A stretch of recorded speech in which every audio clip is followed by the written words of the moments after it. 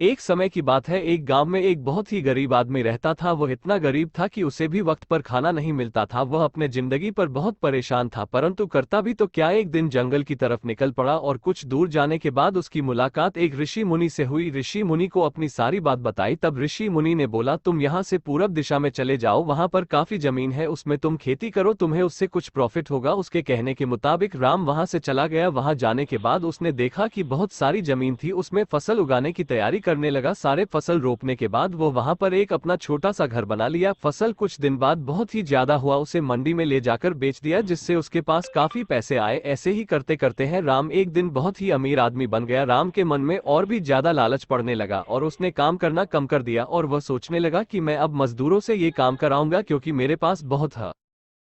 अब मजदूरों से यह काम कराऊंगा क्योंकि मेरे पास बहुत पैसे हैं। मजदूर दिन रात काम करते हैं, उन्हें टाइम से पैसा भी नहीं देता। मजदूरी से परेशान होकर वहां से नौकरी छोड़कर चले गए। राम की फसल अब धीरे धीरे बर्बाद होने लगी थी। राम को अब समझ में नहीं आ रहा था कि वह क्या करे। तभी अचानक वहां पर वही ऋषि मुनि घूमते हुए पहुंचे। तभी राम ऋषि मुनि के पैरों पर गिर गया और कहने लगा, मुझे कुछ प्रॉफिट नहीं हो रहा है। तभी उस ऋषि मुनि ने कहा कि तुम अपने अंदर का घमंड हटा दो तो तुम्हें फिर से प्रॉफिट होने लगेगा। और राम को सारी बातें समझ में आ गई। उसने फिर से काम करना शुरू कर दिया, जिससे उसे फिर से प्रॉफिट होना स्टार्ट हो गया। तो इसीलिए कहते हैं दोस्तों, कभी